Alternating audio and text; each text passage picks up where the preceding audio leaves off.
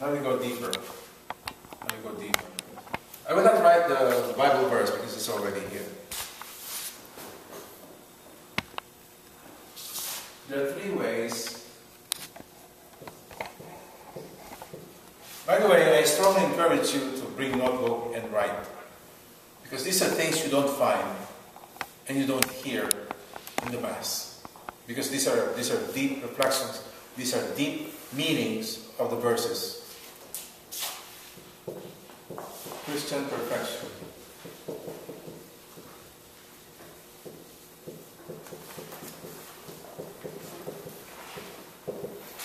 Is there anyone here who is Miss Perfect?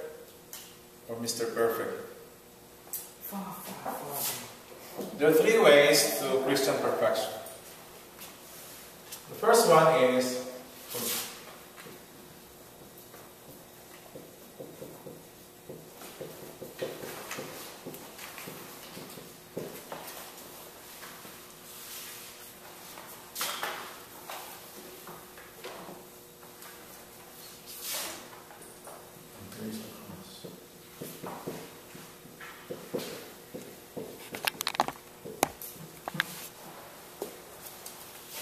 see, now I just don't talk about the meaning of the gospel.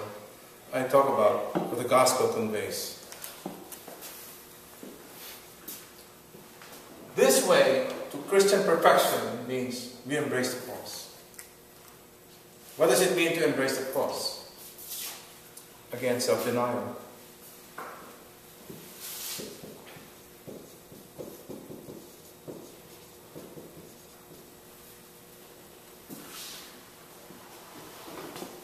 See, one big problem with you and with me is that we love ourselves too much.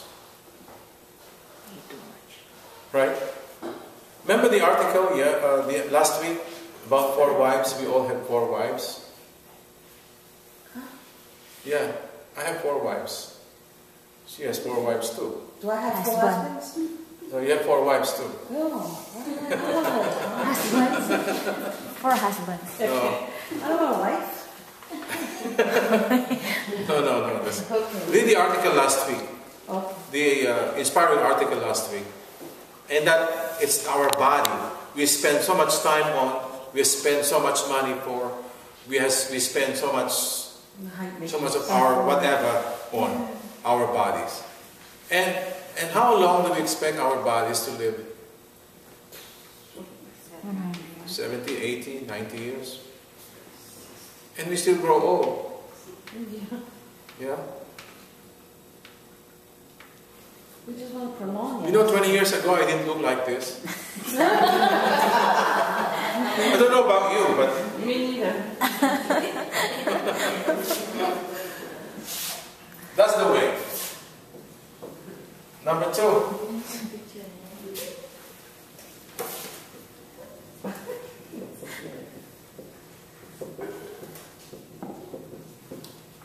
Don't get me wrong, my wife didn't look like that too 20 years ago.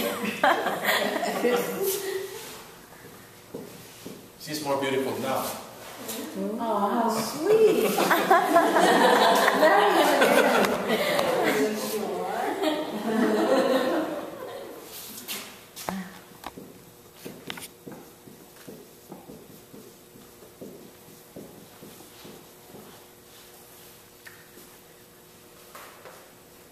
Remember, deny yourself the purgative way. Take up your cross the illuminated way. Remember, these are ways to Christian perfection. And number 3, the united way.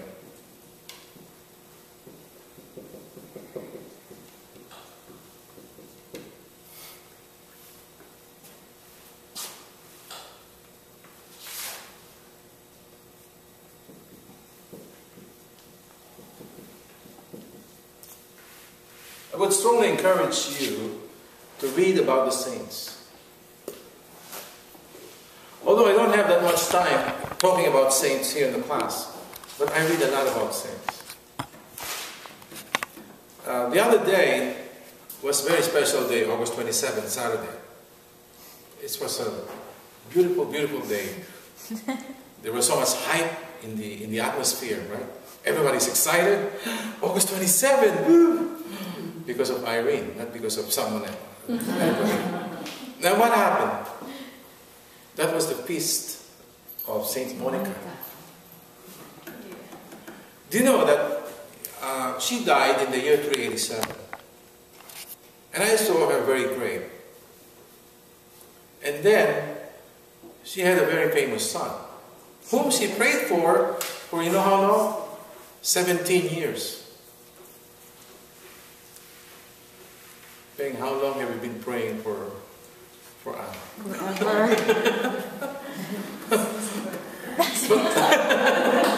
But Monica prayed 17 years for her son, whose name was Saint Augustine. And do you know that? And this is, I had goosebumps. You know, Saint Augustine and Monica were separated miles apart. But starting 2006, I think, they were united in one tomb. So now, on one tomb, and it's a glass casket, you can see the bones of Monica and Augustine together in the same crypt. In that one church.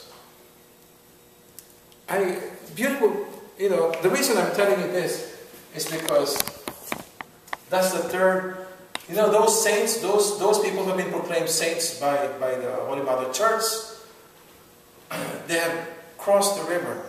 They have actually been successful in achieving Christian perfection. Maximilian Kolbe, have you read his life? Touching. On EWTN over the weekend. So that's if you want to be Miss Perfect or Mr. Perfect, deny yourself, take up your cross, and become a saint. So how do you become a saint?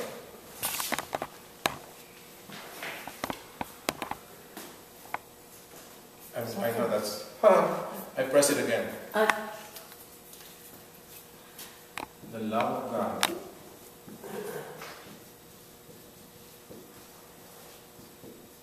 Is your driving force.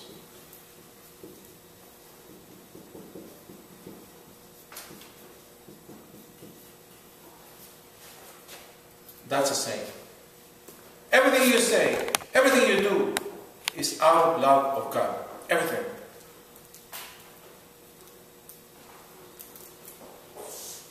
Remember, you marry in order to support your partner to go to heaven. You don't supplant the other person so that only you would go to heaven. There's one funny story that I think made it to our Bible study material, something about that. The lawyer was about to die, and he said, "Take all my money in the bag and put it in the attic. So on my way to heaven, I can just grab my money and take with me to heaven." And after he died, a few days, the woman checked the attic, and the money was still there. And the woman said, "That old fool, I told him it's better if I put it in the basement, because on his way down, he can take the money with him." Instead of attic. Okay, Monday. I have time. Do it more quickly. Monday. I love Mark 6. I don't know about you, but this embodies a lot of things. That means so much to us in our lives. Because it's our ability to discern the love of God. Because it's so hard to think about the love of God when you're suffering.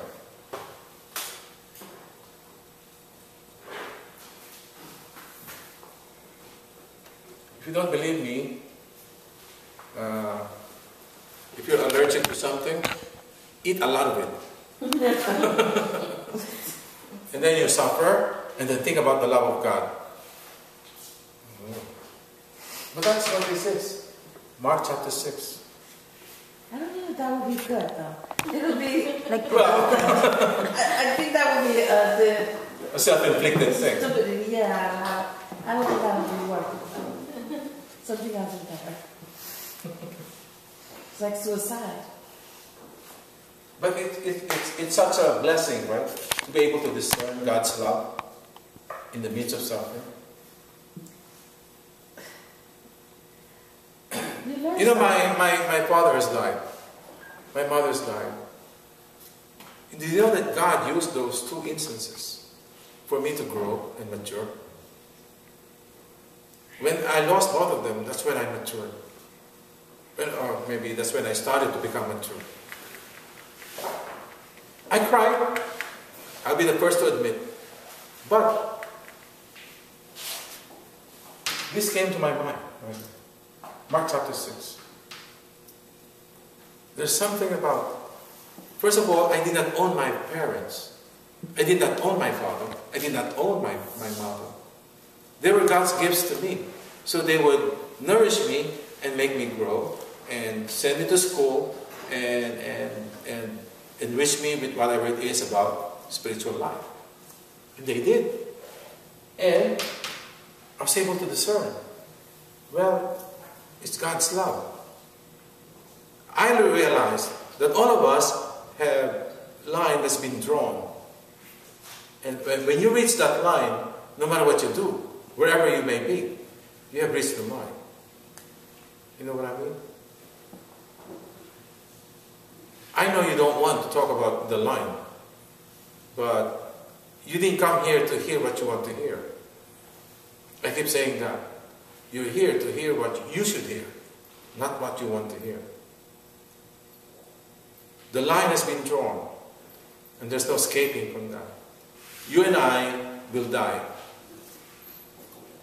If you don't think you will die, we probably need to do a lot of talking, because you and I will die.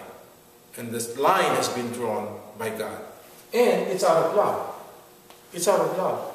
Sometimes we can't understand that. Why would a 31-year-old die who is pursuing his PhD?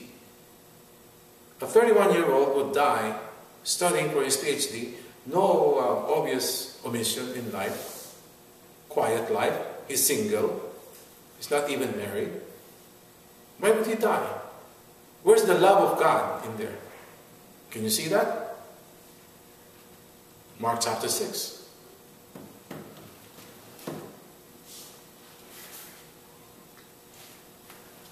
This is witnessing to the truth. 3 ways to witness.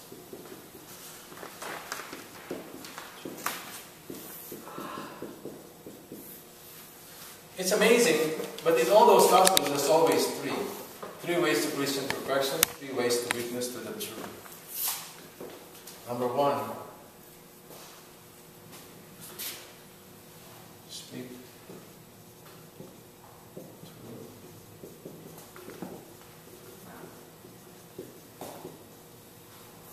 Speak truth to power.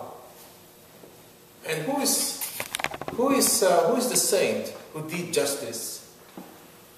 He didn't care who he was talking to, and he spoke the truth. John the Baptist. John the Baptist did. Yeah. Remember John the Baptist? Yeah. Did he realize who he was talking to, he was addressing, when he said, "You are living in sin"?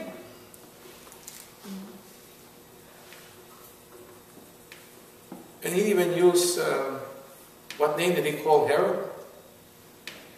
Adulteress. No, there's even worse than that. Well, I forgot, it escapes me, but sinner. speak the truth to power. Jesus, I came to witness to the truth when he was talking to Pontius Pilate. And Pilate naturally asked, "And what is this truth? Are you a king? Are you a king?"